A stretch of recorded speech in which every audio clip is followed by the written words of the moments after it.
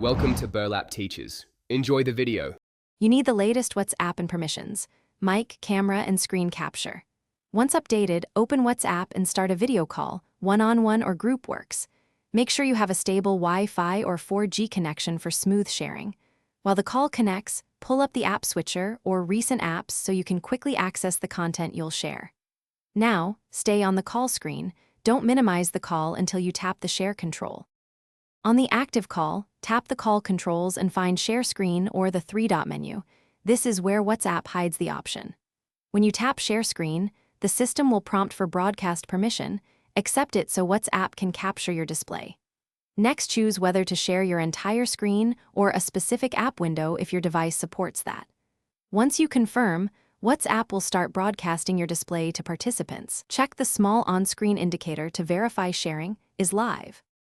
To end, tap Stop Sharing in the call controls and return to the video feed. If participants report lag or muted audio while sharing, pause the share and switch to a stronger network or wired connection. Make sure app background activity isn't restricted. If the share screen option is missing, force close WhatsApp, reopen, and check permissions again in system settings. Reinstall only if necessary.